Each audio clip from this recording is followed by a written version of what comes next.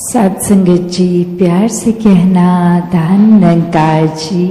ये आनंद भय शब्द जो संतों के सुने और वो भाव हरेक के कि ये परमात्मा को जानने का सुनहरा अवसर इस जीवन को जीते जिए एक मिल सकता है। और सिर्फ ये परमात्मा को जानने का उद्देश्य ही एक परम उद्देश्य इस जीवन का, कैसे एक परमात्मा को जानकर इसको प्यार करके इसके एहसास में रहकर ही फिर वाकई ही मनुष्य जीवन एक सफल जीवन माना जाएगा।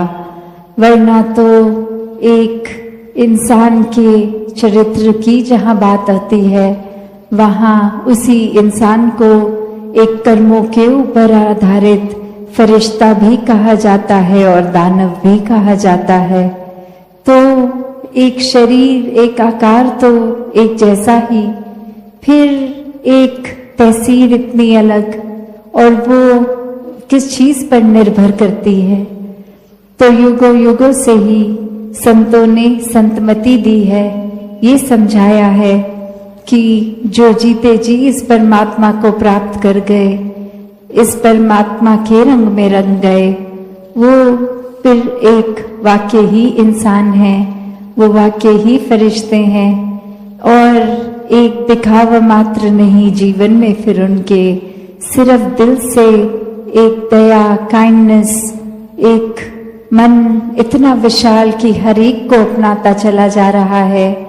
मन में हर एक के दुख के लिए अपना दिल पिघलता है संतों का, और इसी वजह से संतों को मन में हर समय यही एक जज्बा रहता है कि जो सुख, जो आनंद हमें अपने जीवन में मिला है इस परमात्मा के साथ जुड़ के, वही एक आनंद हर एक के जीवन तक पहुँचे।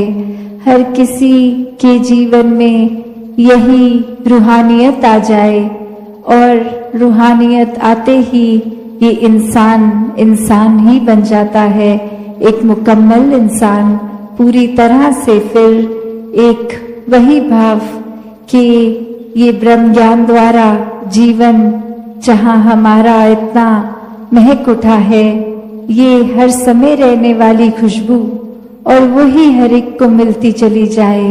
हर कोई एक अपने आप के अंदर सुकून का भाव महसूस कर सके और हर समय कर सके, कुछ पलों के लिए नहीं, हर पल के लिए। तो जब भी संतों की बात आती है, संत तो यही समझाते हैं कि ये परमात्मा को प्राप्त कर लो, ये हर पल में मौजूद है, हर जगह मौजूद है। तो बात वही कि अक्सर ये संदेश यही सच है, पर फिर भी एक इंसान फिर अपनी बुद्धि, चतुर चालाकियां ये सामने लाता है, तो ये सच्चाई भी सच्चाई नहीं लगती। फिर मन में ख्याल आ जाता है कि ये परमात्मा को तो पाया नहीं जा सकता। पर अगर ऐसा ही होता तो क्यों मीराबाई गा गा के बोलती कि पायो जी मैंने राम रतन धन पायो। ये सौगात जो ने अपने सद्गुरु है, तो इसी तरह हर कोई अपना जीवन जीता चला जाए। साध संगत जी, धन निरंकार जी। साध संगत जी, प्यार से कहना धन निरंकार जी। साध संगत जी, यदि आप दूसरों के लिए प्रार्थना करने की आदत डालते हैं तो आपको स्वयं के लिए प्रार्थना करने की कभी आदत आवश्यकता नहीं होगी। साध संगत जी, सिख गुरुआदा दम दम पल पल दास ही बन के रहंदा है। ओहो कार कमावे गुरु सिख जो कुछ सतगुरु कहंदा है। साध संगत जी, जो गुरु का सच्चा सिख होता है वह दास भावना में रहता है। वह अपने आप को सेवक ही मानता है। वह कभी भी अभिमान नहीं करता।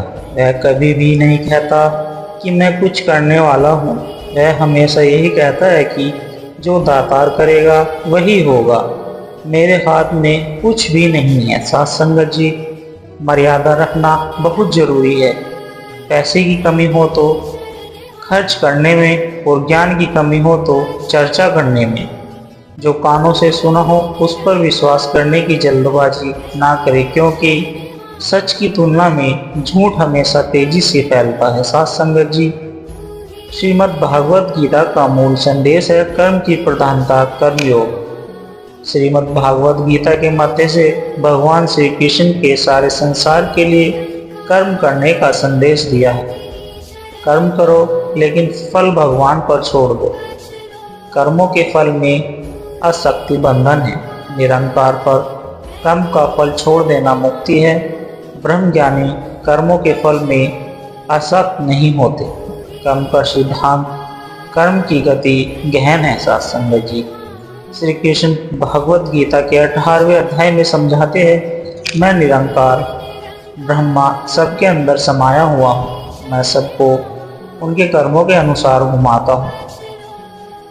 जो जैसा कर्म करेगा उसको वैसा फल मिलेगा। साथ संगत जी, अपने पति परमेश्वर निरंकार को भूलकर माया के पीछे पीछे भागते हैं तो माया उनको सुख कभी नहीं देती। साथ संगत जी, लेकिन जो अपने पति परमेश्वर निरंकार की सेवा में लगे रहते हैं, निरंकार का ध्यान निरंतर करते हैं, माया खुद हरि के भक्तों की सेवा में लग जाती है। साथ संगत जी, आत्माएं हम अपने चारों तरफ देखते हैं, गाय भैंस कुत्ते बिल्ली और सभी बहुत सारे जानवर पशु पक्षी प्राणी, सबकी आत्माएं सेम हैं, फर्क सिर्फ शरीर रूपी कपड़ों का है। हर आत्मा अलग अलग शरीरों में होती है। ये सब भटकती हुई आत्माएं हैं। इनको भी कभी मानव जीवन मिला था, मगर इन्होंने भगवान को नहीं जाना, भक्ति भजन नहीं किया। कुछ आत्माएं शरीर में रहकर भटकती रहती है और कुछ शरीर छोड़ने मरने के बाद भटकती रहती है। साथ संगत जी, इसलिए मानव शरीर की बहुत बड़ी कीमत है। मानव जीवन अनमोल है। मानव योनि में ही ईश्वर की अनुभूति होती है। साथ संगत जी, संसार की सोच विचार शरीरों तक ही सीमित रहती है। आत्मा के बारे में कोई कोई सोचता है। शरीरों को सजाने संवारने में जो जीवन भर लगा देता है, आत्मा को तो कोई कोई सजाता है, संवारता है भजन कीर्तन सत्संग सेवा सुमरन से। साथ संगत जी, कहा किया हम आए के, कहा करे जाए, ईंट के भाई ने उठ के चले मूल गवाए। साथ संगत जी, हम इस संसार में जन्म लेकर क्या किए? इस संसार से जाकर भी क्या करेंगे?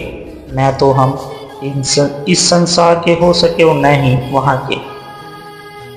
अपने मूलधन को गवाकर हम इस संसार से चले, जन्म लेकर प्रभु की प्रार्थना नहीं की तो मुक्ति संभव नहीं है। सासंगत जी, कबीर ये तन बन भया, करम जीव भया कुल्हार, आपको काटी है कहे कबीर बिचारी। अर्थात यह शरीर जंगल की तरह है और मेरे सारे कर्म कुल्हारी की तरह है। यह स्वयं अपने से अपने को काटता है। बुरे कर्म अच्छे कर्मों को और अच्छे कर्म बुरे कर्मों को काट देते हैं। सत्संगत जी, कबीर मनुबा मोर है संशय रूपी संग, खाया पिया पची गया अंतर प्रगट आप।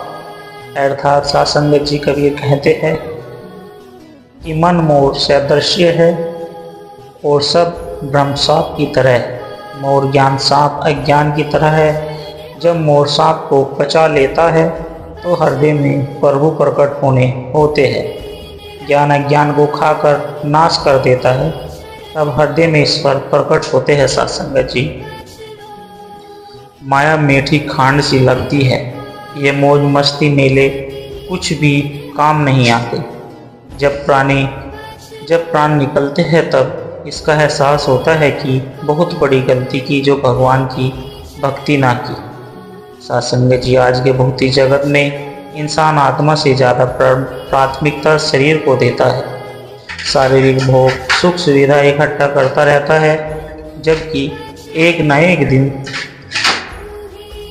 न शरीर रहता और जो इकट्ठा किया वो भी साथ नहीं जाता। भौतिक भोग विलास में पढ़कर मानव आत्मा का कल्याण नहीं कर पाता। सत्संग निरंतर जन्म मरण का दुख भोगता रहता है। सत्संगत जी श्री अष्टवर्ग गीता श्लोक 9.7 तत्वों के विकार को वास्तव में उनकी मात्रा के परिवर्तन के रूप में देखो। ऐसा देखते ही उसी क्षण तुम बंधन से मुक्त होकर अपने स्वरूप में स्थित हो जाओगे। सत्संगत जी जब हम अकेले हो तब अपने विचारों को संभाले, और जब हम सबके बीच हो तब अपने शब्दों को संभाले। प्रकृति में आश्चर्यजनक अनेक वस्तुएं हैं, परंतु उन सब में सर्वाधिक आश्चर्यजनक मनुष्य है। श्राद्ध तो आज समाप्त हो गए सत्संगत जी, पर माता पिता बुजुर्गों के प्रति श्रद्धा समाप्त न हो। आत्मा की मुक्ति तभी होती है जब सूक्ष्म शरीर और कारण शरीर का खात्मा होता है।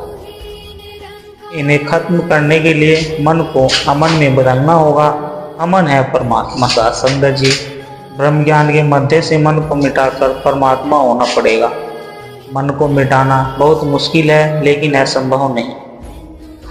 सारा खेल मन का है, मन जीते जग जीते। सत्संगत जी अपनी इस करुणा के बदले किसी से कुछ न लेता है, सबको सब कुछ देता है, पर देकर नहीं जताता है। दाता दयालु तू बस अपना विरत निभाता है। बरस रही है हर बंदे पर तेरी कृपा परम्पार, कहे हर देव सदा कर पाए शुक्र शुक्र तेरा दाता। सत्संगत जी जिंदगी 2 दिन की है, एक दिन हमारे हक में तो एक दिन हमारे खिलाफ। जिस दिन हक में हो तो हमें गुरूर नहीं करना, और जिस दिन खिलाफ हो तो थोड़ा सा शब्द जरूर करना। मुस्कुराहट इसलिए नहीं कि खुशियाँ जिंदगी में ज़्यादा है, बल्कि मुस्कुराहट जिंदगी से न हारने का एक वादा है। सत्संगत जी रिश्ते वही कामयाब होते हैं जो दोनों तरफ से निभाए जाते हैं। सत्संगत जी एक तरफ से तो सेक कर रोटी भी नहीं बनाई जा सकती। हर दुख के पौधे पर हमें सुख के फल जरूर लगते हैं, परंतु उनमें थोड़ा समय जरूर लगता है, तभी कहा जाता है सब्र का फल मीठा होता है। सत्संगत जी हमेशा वर्तमान में जीना चाहिए, अपनी जिंदगी का हर दिन जीना है। इसलिए दिन कैसे बिताना है इस बारे में सोच लेना चाहिए, और फिर उसे अच्छे ढंग से खुशी खुशी बिताना चाहिए, और हर हालात का सामना करते हुए सबको सतगुरु पर छोड़ देना चाहिए। सत्संगत जी भगवान श्री कृष्ण जी भगवत गीता के 4थे अध्याय में समझाते हुए कहते हैं कि मैं निरंकार ईश्वर देवी देवताओं के रूप में रहता हूँ। जो भक्त जिन देवी देवताओं की पूजा करते हैं, मैं उनकी आस्था श्रद्धा विश्वास को उन्हीं देवी देवता के प्रति स्थित कर देता हूँ। सत्संगत जी जाकी रही भावना जैसी प्रभु मूरत देखी 3 तैसी। सत्य हर रूप में प्रकट होती है। जिनकी आस्था श्रद्धा विश्वास जिस भी देवी देवताओं के प्रति होती है, निरंकार शक्ति बनकर उसी देवी देवता के रूप में प्रकट होती है। इसलिए देवी देवता को शक्तिपीठ कहा जाता है। हर शक्तिपीठ पर भक्तों का तांता लगा रहता है। सत्संगत जी प्यार से कहना धन निरंकार जी।